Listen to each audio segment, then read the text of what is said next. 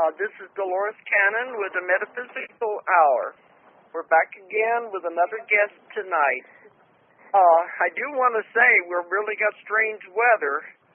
Just the other day we had a record high here where it was up in 85.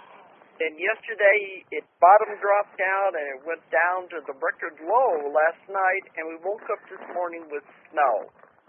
So talk about strange weather. Really, it's pretty, but it's really weird to see the trees budding out all covered in snow. So I don't know what's going on. Let me give out the toll-free number before I introduce my guest. We have a toll-free number that is good all over the world if anybody wants to call in. It's 877-876-5227. 877-876-5227. It's good anywhere in the world if you want to call in and talk to our guest tonight. Okay, my guest tonight is David Hatcher Childress. And people in the metaphysical world I know who he is because he's always lecturing and traveling. I consider him like the modern Indiana Jones. And I know he's been called an amateur archaeologist, but I don't see anything amateur about David at all. He travels everywhere in the world, exploring and searching for new mysteries. In that way, he's like me. I'm always looking for lost knowledge, and he does it himself by going to the places, going underwater looking for Atlantis, and I don't think there's any place he hasn't gone. I greatly admire David, and I'm really glad that he agreed to come on tonight. So you're there, aren't you, David? Yeah, Dolores, it's good to be on your show. Okay, because usually it's hard to get you while you're in the country. I've just come back from Mexico, in fact, and I'm working on my new book, which is about the mystery of the Olmecs, and that's the one with those large heads down there, the stone heads, isn't it? That's right. Those giant stone heads, and the Olmecs are all kinds of different things. Many of the Olmecs are like these giant African-looking stone heads. They weigh 20 tons or something like that. But other Olmecs look different than that. Well, I know they're always saying it's strange that they have an African look to the heads. Well, that's right, and they have an African look. Did you find anything out about that? Well, that's right. There's not many books that have actually been written about the Olmecs. They're virtually unknown. They are thought to be, though, the oldest civilization in the Americas, which is kind of unusual. So, yeah, they're before the Mayas, certainly before the Toltecs or Aztecs or Mixtecs or other people like that. So not only are the Olmecs the oldest civilization in the Americas, and they go back at least 3,000 years, probably more than that. And but yet, they rather than looking like Mayas or American Indians, they appear to be like Africans. Others, though, have mustaches. They appear to be more like Phoenicians or something like that. And in fact, other Olmecs look very Chinese. So it's kind of almost like a melting pot of all the different cultures there. Well, this is what you do, though. You go and search out mysteries, don't you? Well, exactly. And,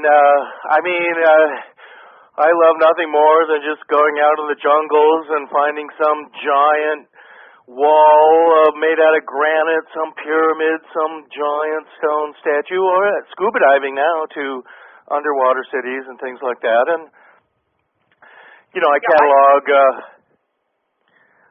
a lot of my adventures are in... I saw a documentary one time where it showed that you were doing the scuba diving. I think it was looking for remains of Atlantis. I don't remember where it was, but there were underwater walls, and it showed you down there exploring that. Well, and one of the things that I say a lot in my lectures and when I'm on TV and radio is talking about, what even mainstream geologists are telling us, which is that 10,000 years ago there were ocean levels were 300 feet lower than they are today. And really, just like today in the ancient world, people built cities generally where rivers come together and where also rivers meet the ocean, which is sea level, of course. So if people were building cities, civilizations, ports, and things like that 10,000 years ago, 15,000 years ago, 20,000 years ago, which I maintain in my books, then, they would be building them where these oceans and river systems are meeting. And today that would be 300 feet underwater, and that's where you would go to find these sunken cities. Like Atlantis would be there. I'm a big promoter of that. I've just done the introduction to a new edition of James Churchward's Lost Continent of Mu, which is one of the early books about there being some kind of lost Pacific continent, Mu, Lemuria, Pan, other names like that. Okay. Well, I do want to say, I think what have you written, about 40 books, or am I exaggerating or not? Not quite that many. I have written and have been the editor of about 25 books, actually, and including the Lost Cities series.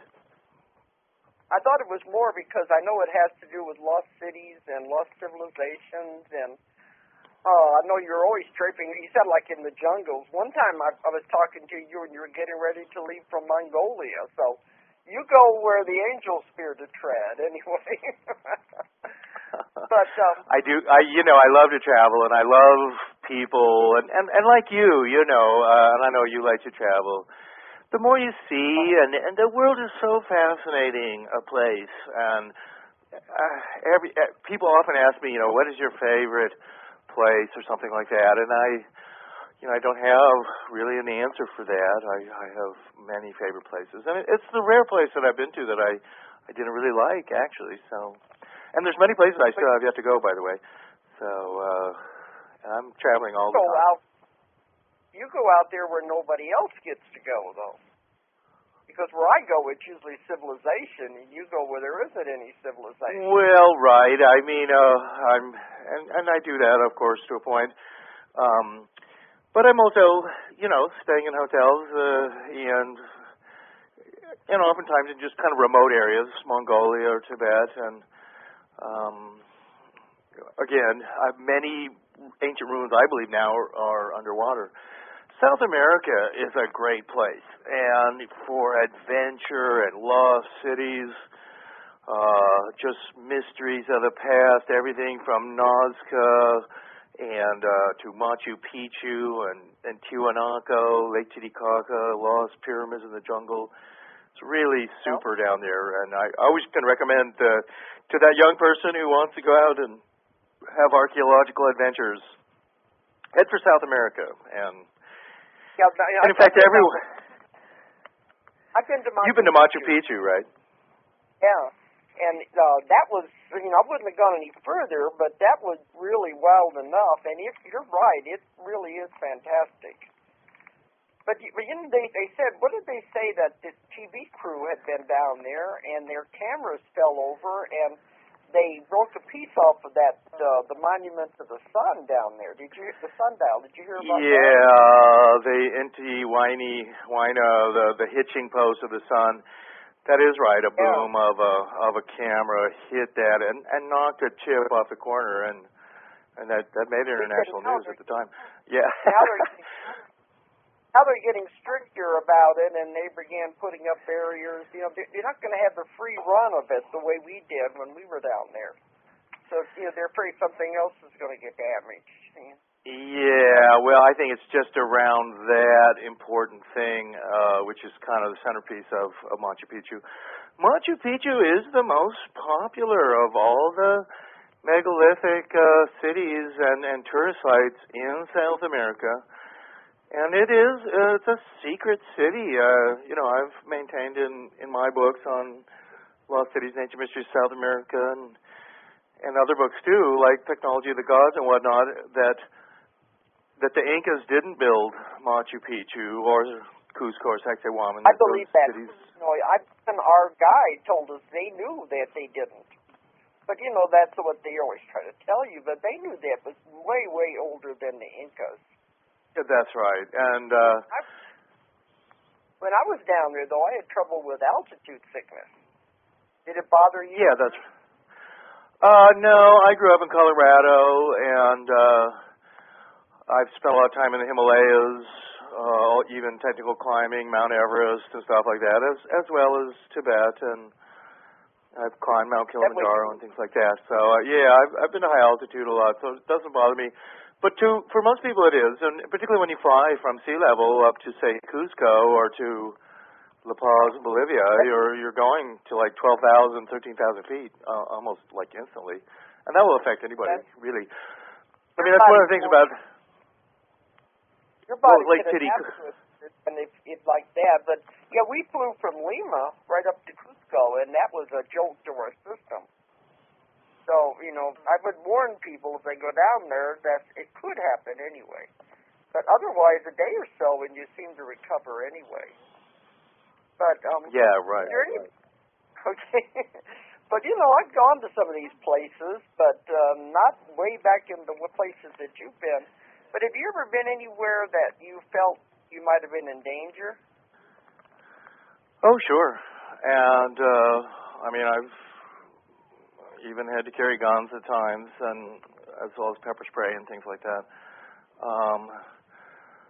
Sometimes when you move through areas in the Middle East, in Africa, and South America, and Indonesia, Papua New Guinea, certain Pacific Islands even, you're going to go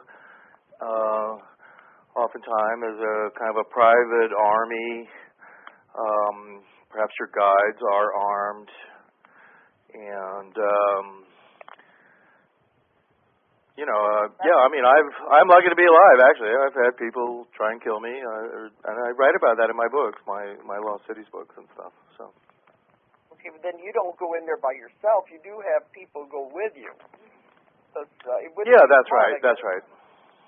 If you go alone, you probably wouldn't survive anyway. Yeah, and sometimes it would be maybe okay to go in by yourself, but I don't do that. I always go with guides, other members of the World Explorers Club. We have a magazine too called World Explorer. We have web pages at wexclub.com. Those are our. Maybe there's a link from your web pages to our World Explorers Club pages. But that's what our magazine's all about, too, is going to remote areas, new archaeological discoveries, a lot of Earth mysteries. Also, I've always been interested in cryptozoology as well, lake monsters and Bigfoot and Yeti, and I've actually been on Yeti expeditions in the Himalayas and things like that. So, thinking there's probably not anything I can mention that you haven't explored anyway. Well, I'm trying to go to the moon, actually. That would be fun. I did, one of my books is called Extraterrestrial Archaeology, where, in that book, we go to, to the moon and Mars and other planets looking for pyramids and structures.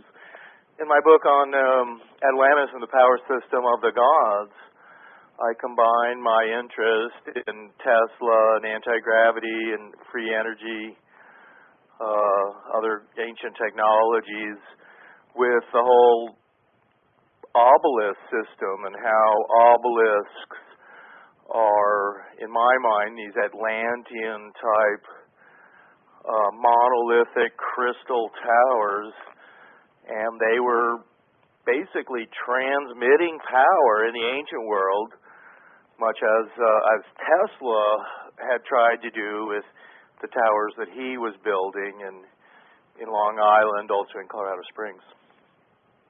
Uh-huh. So that's Well, my work, too, I've done a lot with Atlantis, and we have a lot of information about the crystals, but I never thought about the obelisks as being part of that, but I could see it would serve like an antenna. Well, that's right, and there's a whole mystery about obelisks, why there are obelisks, really. I mean, mainstream Egyptologists are essentially saying, well, and I've done a lot of research into obelisks, and I've been to Egypt many times, and I've seen obelisks and going to the quarry, the unfinished obelisk, and I never get tired of going to Egypt. It's such a fantastic place with so many amazing structures and interesting things. And of course, I had seen the obelisk many times in Luxor and other areas, but it finally, hit me on one of my trips to Egypt as I started researching obelisks that there's just something. I mean, it was like they were completely unexplained, and one of the things is that they're just gigantically huge. For starters, they're when I say monolithic, they're giant, one-piece granite crystal. Well, an obelisk. That's what the name we call these things now, and it's a giant stone tower. Mainstream Egyptologists, according to them, the dynastic Egyptians, these pharaohs who had themselves, put in the Valley of the Kings like Tutankhamun or something, that they, for whatever reason, they worship the sun, and that the obelisk was a representation of a ray of sunlight. I mean, simply that. That as the sun reached out, the obelisk was this thing.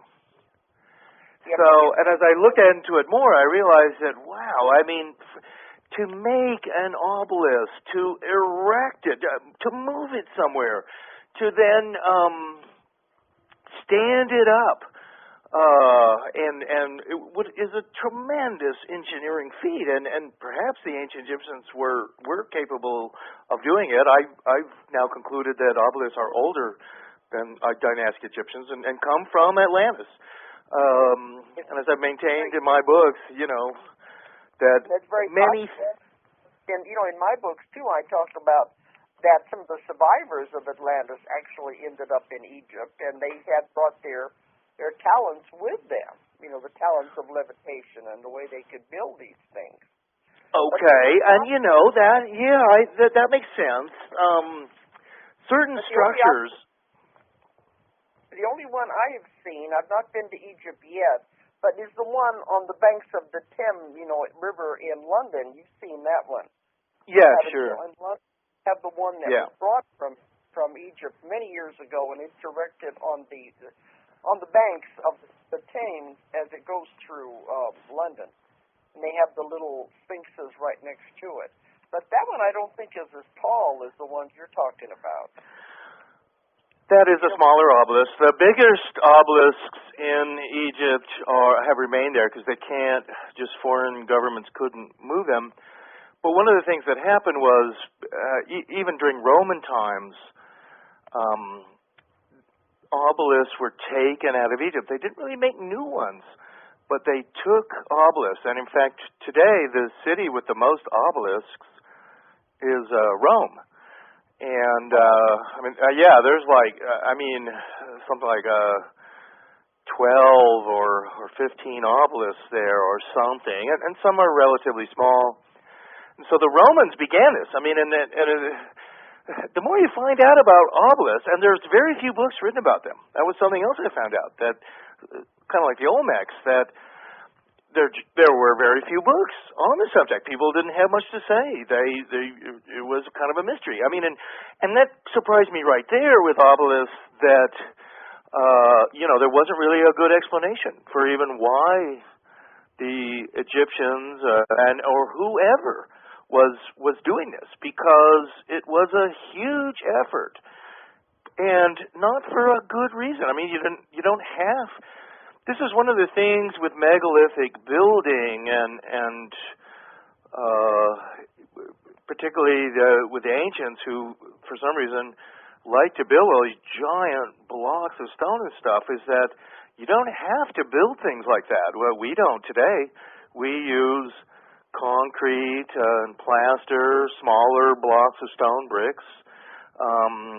Many of our structures are made of wood, and they won't last very long, in fact. There won't be any evidence around in several thousand years that we even existed. That's right. Well, I mean, if you look back at ancient Egyptian monuments and buildings, I mean, they were built to last for thousands of years, and they did last for thousands of years. They're sitting there right now for tourists to go and see. I mean, we don't really build buildings to last like that today. I mean, certain buildings in, say, Washington, D.C., the Lincoln Memorial, Jefferson Memorial, or something like that. I mean, and you want these buildings built out of really nice, giant pieces of marble and granite and stuff like that. Those things will probably last quite a while. Although things like the Statue of Liberty or like Golden Gate Bridge or something like that, especially things made out of metals, like in that way, those things will decay and they will rust and oxidize.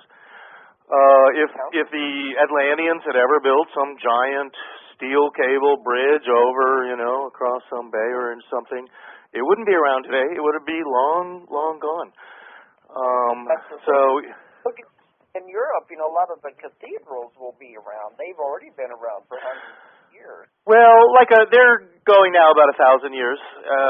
That's right. And say like San Sofia Mosque in Istanbul, that's like 2,000 years. That's right. I mean, you need to build out of large blocks of stone. That is what will make things last a long time. Not out of bricks.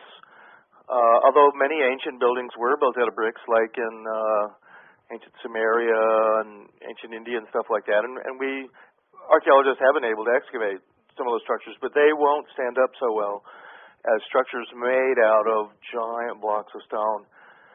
I mean, it's kind of interesting, the whole idea of what would survive from ancient times. And that's, you get into the whole myth of gold, actually. Gold is indestructible. All gold from ancient times still exists today. All gold jewelry, any gold coin that was ever paid to some legionnaire or whatever still is around. Gold is indestructible. But other metals aren't. Other metals and alloys, they will rust. They'll be gone. And gold is really too soft for, really making machines and things like that. I was just thinking about what is that pillar that's made out of metal that has never rusted? You know which one I mean? I'm trying to think. Yeah, I do. Right, and I've been there a couple of times. That's right in a suburb of New Delhi, in fact. I was in capital New of Delhi. India. And that's made out of iron, and that's this famous pillar of iron that hasn't rusted. And it's a park now in New Delhi. Many tourists go there every day and see it. There's some other ruins around it. I've been there a number of times. I was in New Delhi just this last year, and I didn't even think about it till after I'd left. I would have liked to have seen it, but that's a good one to see. Yeah, right. And it is a display of ancient technology, of what ancient man can do. I mean, this is one of the problems that we're looking at from the mainstream archaeologists, and that I'm, basically constantly battling in my books, is the whole idea of how we see the past and what it was like in ancient times. And they want us to see the past as like a direct graph from ancient man, caveman, just sort of straight line up to a modern man and all his cool inventions and everything. When, really, history's not like that. Yeah, history is this roller coaster of ups and downs. There's been dark ages and ages of science and mathematics and well-planned cities.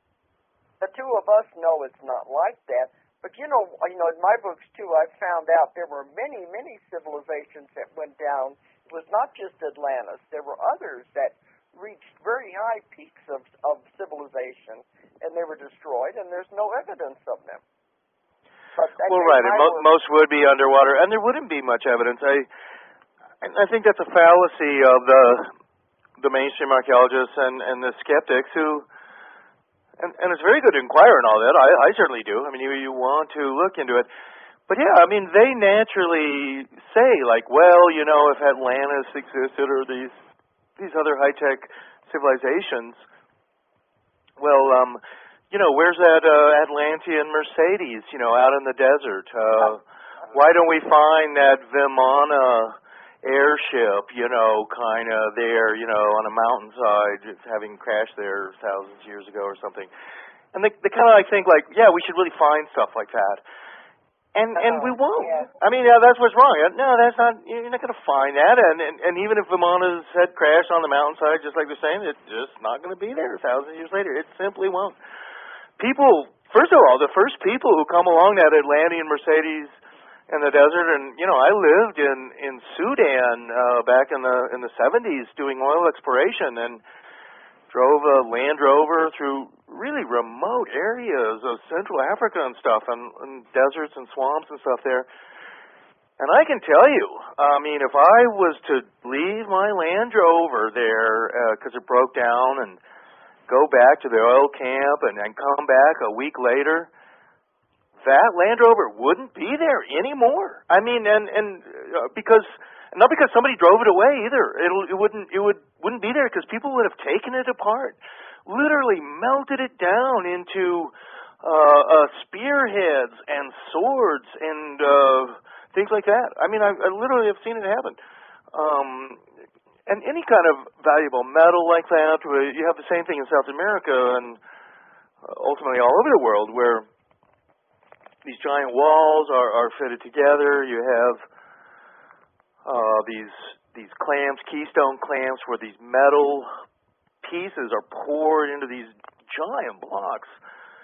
But you often see the marks in the stones for this, but you don't see the metal clamps very often. And that's because they've been long since taken by wandering tribes, other people who've just come into that area, even hundreds of years later after some cataclysm or something. It's the same thing in England with Stonehenge and Avebury especially. They know a lot of those stones were broken down and used over the many years, in construction and things. So a lot of it is not the way it was in those days. Well, right. And when you have things that are so old, and this is kind of a problem with thinking of civilizations like Atlantis and things that are over 10,000 years old, is that when you have 10,000 years, say, of civilization that's gone on since your city was destroyed or whatever happened, you abandoned some hilltop fortress or who knows. But in that 10,000 years, all kinds of stuff could have happened. I mean, people would have camped out there thousands of times, had big parties. Maybe somebody built their own little village in the middle of your ruins for a while and lived there for 200 years even, and then left. Yeah. And then archaeologists would later dig up that guy's, ruined, broken dishes and other pottery and go, oh, well, this guy built Stonehenge. When, in fact, no, he just camped at Stonehenge he and his family for 200 years, okay? So, it's that kind of a thing. But they're not often thinking that way, see? And as soon as they find that broken piece of pottery or something, bang, they think they've solved all the puzzles. But when it's only one of many clues, trying to put together.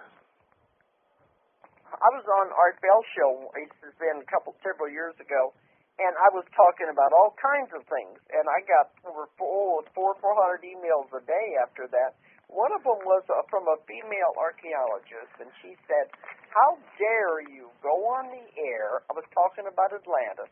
How dare you go on the air and talk about a civilization that there's not even one grain of truth that ever existed.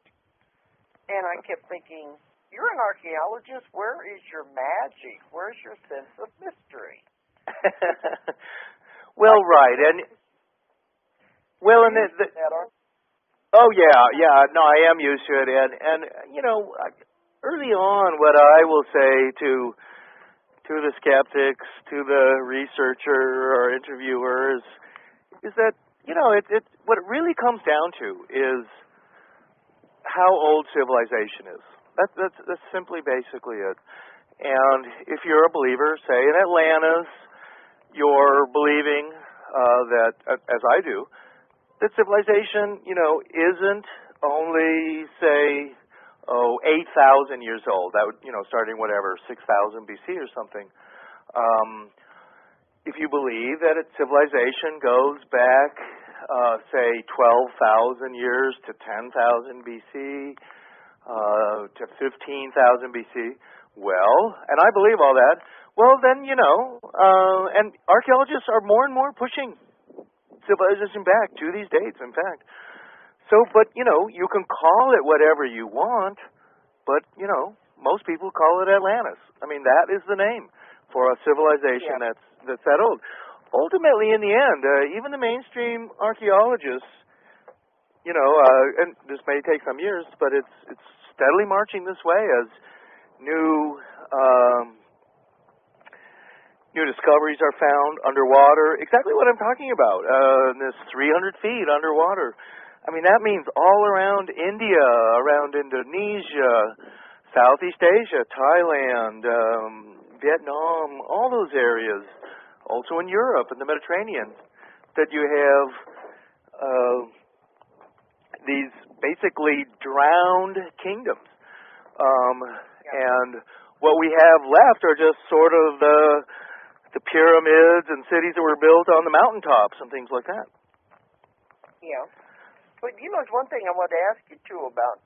I've heard that there was supposed to be stuff discovered in the Grand Canyon of civilization that are, you know, I don't know, they even said even Egypt, the remnants of Egypt, and all of this is closed off to the public. They can't go into these areas of the Grand Canyon. Do you know anything about that? Well, sure. And I write about that in my book on lost cities of North and Central America. Yeah, and that's one of the chapters. And that's one of my more popular Lost Cities books, which is a series of like 8 books. I'm working on a new book right now, Lost Cities, Ancient Mysteries of the Southwest, which also includes a whole new chapter all about that, the Egyptians and the Grand Canyon in the Southwest. Yeah, that all began, and the more research I've done on it, the more amazing it's gotten. But it all began in 1909 with a Phoenix Gazette article, which talked about the Smithsonian doing excavations in the Grand Canyon. They were finding these caves. Inside these caves were all these mummies. These mummies had artifacts, and they related them all to ancient Egypt and also to ancient India. And so there were like Buddhas and like Krishna-type statues and Shivas in there, other Egyptian-type statues, artifacts, and they were very specific about that. They mentioned the name of an archaeologist who was to be doing the excavations. And then suddenly you didn't hear about this story anymore. And what was a front page story apparently got swallowed up by the government and the media of the day. And in fact, it became a little bit like the whole Raiders of the Lost Ark Indiana Jones movie, where at the end of that movie, Indiana Jones has discovered the Lost Ark of the Covenant, and they've got it back to Washington, D.C., and he says, well, what are you guys going to do with it? And they tell him, top men are going to be on it and handling it. And he's like, well, can I see it? And he's like, no, don't worry, top men will be looking at it. And then the last scene of the movie, and this is the very last scene of Raiders of the Lost Ark, where they're putting the Ark of the Covenant in this giant warehouse where all these other boxes are there too, and no one's ever going to see that thing. And it's, kind of... I've also heard that they've shut off that part of the Grand Canyon and they won't let tourists go into that area. Is that true? It's supposed to be down at one end where the tourists don't usually go anyway, but it was supposed to be all closed off. Or do you know? Well, we don't really know. We don't really know exactly where in the Grand Canyon this was really. They do talk, although in the article they do talk about some creeks and rivers, although apparently names have changed. Much of the Grand Canyon is in an off-limits zone. All of the Grand Canyon is highly controlled. Parts of the Grand Canyon are Indian reservation. You cannot just go hiking into the Grand Canyon. Yeah, the more you find out about this, you find out early on that you can't really go into the Grand Canyon looking for some of these things, that's for sure. Even rangers are forbidden to go into areas of the Grand Canyon. There's you think something there they are afraid of, that they don't want people to explore. Well, I mean, and that is for sure. That is for sure. And, part of it in their explanation can have to do with that they have sacred Indian things. For instance, one area of the Grand Canyon is where the Little Colorado Canyon, which is a whole separate canyon, similar to the Grand Canyon, goes into the Grand Canyon National Park and actually meets the Grand Canyon. And part of that is a Navajo Indian reservation. However, deep inside the canyon, and I'm more and more suspecting it has something to do with the 1909 Phoenix Gazette article, that area is a sacred Hopi Indian area, even though it's a Navajo tribal reservation right around there. And we know that the Hopis had a salt mine in that area. And this is today an off-limits area. The more I've looked into that, I find that, you're not allowed to go into there. But then also I've heard that the Smithsonian has a lot of these artifacts and they've hidden them away. They don't want people to see them. Well, that's right. And you know what? I mean, more and more of this stuff has been happening over the years, and it gets into national news even for a few months or something, and then then it's forgotten. For instance, in around 1994, it was reported in all the major news magazines. I mean, this is archaeological fact that around Springerville, Arizona, which is near to the Zuni Indian Reservation, they found these caves. And in these caves were literally thousands of mummies in these caves that had been mummified. And it was in the news and things like that. There was, at the time, probably a few little Discovery Channel kind of things about it. They were saying that this totally changed their idea of American Indians because of the mummification a whole bit, which was not really so known to American Indians and stuff. But here's the other part about it, that not one of those mummies has ever been on TV. Not one photograph, not one tourist has ever gone into those caves and seen the thousands of mummies that are in those caves near Springerville. I've been there. And Springerville, the little town there, built a little museum, hoping for all these tourists to go there. And you can go to the museum, and it's all about this same site where thousands of mummies were found. And in that museum, there's no mummy in there. You will not even see a photograph of one. And, I mean, there's a couple of pieces of pottery. I mean, like in a couple of photos. I mean, there's hardly anything there. Perhaps a piece of cloth. You didn't see anything either then when you went there. No, well, because they won't show it to you. So, I mean, on one hand, and they don't know who these people are, but, but the idea is that, yeah, they're somebody's ancestors. And since they're somebody's ancestors, we can't be, I mean, it kind of shows you how politically correct archaeology is. Because these are somebody's ancestors, they can't show them to anybody. They can't put them on display. You can't even see a photograph of them.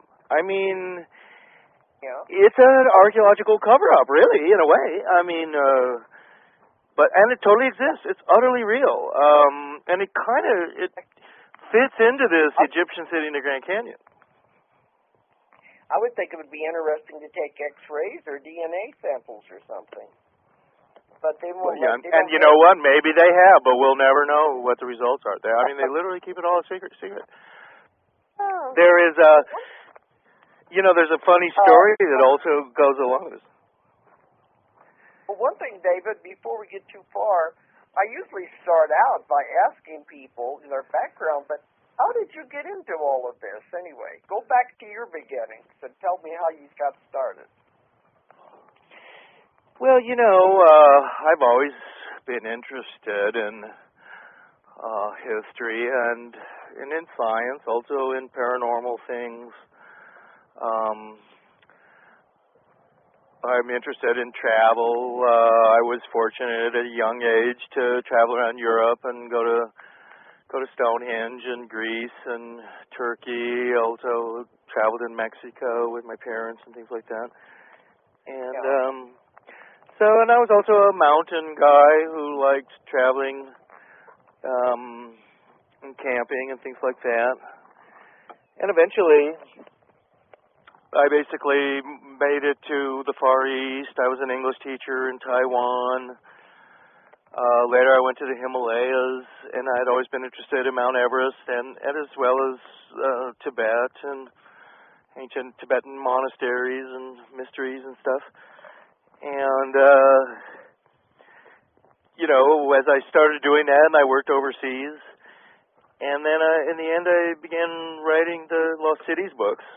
And my first book was a book, Lost Cities, Ancient Mysteries of African Arabia. Then I wrote a book on Lost Cities of China, Central Asia, and India. My popular book on Lost Cities and Ancient Mysteries of South America came out. And this was all in the 80s. So, I was kind of one of the original vagabond travelers, backpacking, hitchhiking around the world, living on, $3, $4, $5 a day kind of thing. And eventually, I began writing these books, and I started my own publishing company in the end, which is called Adventures Unlimited. And your listeners are welcome to go to our web pages, which is adventuresunlimitedpress.com, and you'll see my books and other people's books. We import books from all over the world, from Australia, South Africa, the UK, Holland. And we publish a number of books, too. There wasn't any one incident then that started you off. You were just doing this all your childhood and your life, and so it was something natural. Is that what you mean? Well, I guess so. Yeah. And it wasn't like I went anywhere specifically. I've traveled all over the world, in fact. And, I maintain the more you travel and the more you see, the more you want to travel and then see more things. I'm sure you would agree with me. And it's kind of, the more you learn and as you travel around the world, you learn a lot. And you realize, how little you know, really. So. Yeah, I feel sorry for the people that don't ever go anywhere. They think their little corner of the world is all there is. But there's a lot of mysteries out there, and it's to me, that's the exciting part. Going and finding. Yeah. Oh. But But I know you do have, your publishing company is Adventures Unlimited, isn't it? That's right. That's right. That's your publishing company. And I know you did say it's not only your books, you have many other books, that other authors, too, that you publish. Yeah, we do. We publish other Belgian authors, Ken Thomas. We do a number of conspiracy books, also books on underground, underwater bases, books on Tesla, UFOs, also books on Atlantis. We reprint old books too, books on Mongolia and Tibet, Central America and Peru. Usually, books that are unusual have usually some kind of occult, supernatural element to them. I'm personally interested in very much Atlantis, Mu, ancient civilizations, Vimanas, ancient India stuff like the Ramayana and the Mahabharata, even stuff like Mount Shasta and secret societies, books on the Templars we do a number of. We republish the Book of Enoch. I've done books on time travel, and a couple of our new books are also about suppressed technology, and some of that goes back to World War II and Tesla. It's a fantastic array of books and subjects, ones that, I think books that your listeners would be pretty interested in. Yes, I was thinking that, can they find these in the bookstores, or should they go through your website, or what? Either would be great. Hey, yes, we send a free catalog out. You can join our club and get our magazine, the World Explorers Club. That's also that's at wexclub.com. We have our catalog we send out, and our books are available in Borders bookstores. Go to your independent New Age bookstore wherever you live, and many of my popular books are Technology of the Gods, Lost Continents, and the Hollow Earth. One of my new books is Pirates and the Lost Templar Fleet. We've been doing a bunch of books lately, too, about the end of the Mayan calendar and the 2012 coming up. So that's... I wonder what information do you have on that? Now, I should be picking your brain. I'm lecturing on all this stuff, too. We're both of us into... I would say that I'm a reporter and a researcher of lost knowledge, and that's what you are, too. You're doing the same thing. But one thing, why don't you tell people about the Explorers Club? Now, can anybody just join that, or what? Yeah. Our Explorers Club, anyone can join. Other Explorers Clubs often are very exclusive, and you have to be sponsored in by other members. Yeah, ours is not like that. Anyone can join. We have many foreign members. Our basic membership is $25 a year. You get a subscription to our magazine. We mail you stuff. We do expeditions and trips around the world every year. We have some conferences, and of course we inform you about all that. And we have other free gifts and things that we send people. So the people who are members of the club would be allowed to go on the expeditions that you on the expeditions on? That's right. And it's kind of the club that... What's that? So you make all the arrangements and everything if the person does want to go on these archaeological Oh, okay. tours? Well, that would be like a travel agency. We're not really that, but we are a club and a networking organization for people who... And you'll see, in fact, we have a whole classified ad section where people put in classifieds of their expeditions to Lost Pyramids or something like that. I mean, it's fun reading. And, it's really sort of the magazine that Indiana Jones would read. It's the magazine, and the club that adventurers like him, would be reading, and the articles are all about that. In fact, in the new issue will be a big article about the Olmecs and all the strange statues and things they found and uncovered in the swamps and things like that. One of our new books is a book called Teos Gold by a guy named Stan Hall, and he's a Scottish explorer, a World Explorers Club member, and he's actually led a number of expeditions, including one with astronaut Neil Armstrong, going into these caves in Ecuador, trying to find these Atlantean gold tablets, these like Hall of Records kind of things, like Edgar Cayce talks about and others, these secret repositories of high-tech Atlantean artifacts or books, you know, engraved in gold, that kind of thing. Well, wasn't there an Eric von Daniken book where he said he went down into some caves in Ecuador? Exactly, yeah, that's right. And this book, it's called Teos Gold. It's one of our new books that we've come out with the last couple of months. It's about, yes, Eric von Daniken going down into those caves, what Eric von Daniken claimed, who the people are, because it's an amazing story, and it's a mixture of fact and fiction. And it's all discussed in Stan Hall's book, Teos Gold, which you would see at our website, adventuresunlimitedpress.com. He goes there, and he talks about Eric von Daniken.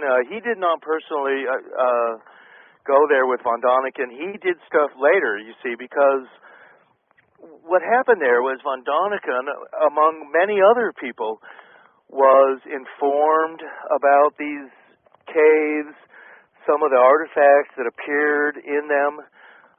By the way, there's a story all about this in our next issue, in the last issue, actually, of World Explorer magazine.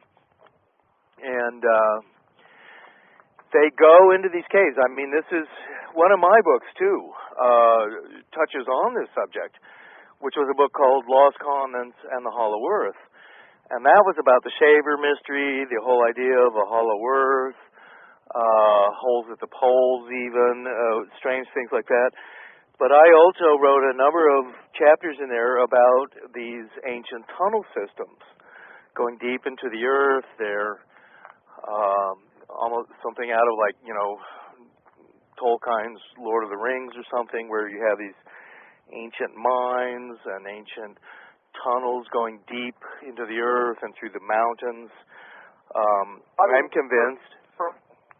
Remember when I read that von Daniken book years ago, it said it was very dangerous to go into that area because of the natives. You know, they kill people because they were more or less protecting these caves.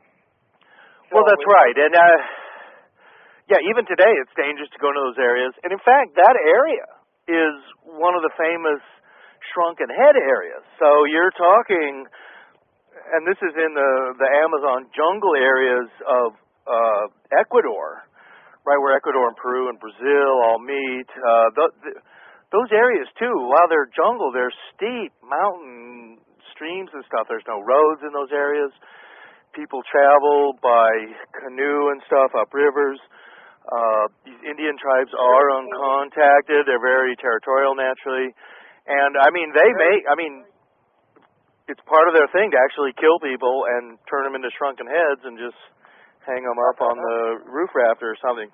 So, I mean, that seems like a movie or something, but that it's still going on today. Things have not really changed in those areas at all. The government does try to keep these people from taking what they call trophy heads, which is the whole head hunting culture they have, which is part of it. I mean, it's like being a man is killing somebody and making a shrunken head out of them. That's totally real. Get over there too. I'm watching the clock, David, and I'm going to have to stop because Don will pull the plug. We have to stop 5 minutes before. But I want to remind everybody, now this is David Hatcher Childress, and he can find you probably on your website, but also they can probably find you on Google anywhere, probably, can't they? Yeah, sure. how do you want them to go about it? If people want to just call us up and either by phone get a free catalog or order some books with a credit card, they can call 1-815-253-6390, and you can dial that from any foreign country, weekends. I give the number out again. Yeah, that number is 1-815-253-6390, and the website is Wex Club. AdventuresUnlimitedPress.com, and then we have the World Explorers Club site, which is the magazine's World Explorer, and the website is Wex. We shorten it to WEX, WexClub.com. And the other one is... And there's plenty of stuff there. Should excite your listeners, I think. Mm-hmm. Oh, yeah, there's a lot they can find. But I think they'll find some very exciting stuff if they contact you then. Okay, David, we're coming to the top of the time I have to sign off, but I want to thank you for being on the show. Because it's been great. I respect what you do. I know I travel, but I wouldn't want to do what you do, and I really respect you for going out there and doing it. So thanks for being on tonight. Okay. All right. It's been my pleasure. Okay. Good night, everybody. If you enjoyed the show, check out more of our other videos and be sure to subscribe and click the like button. Thank you for listening to the Metaphysical Hour with Dolores Cannon.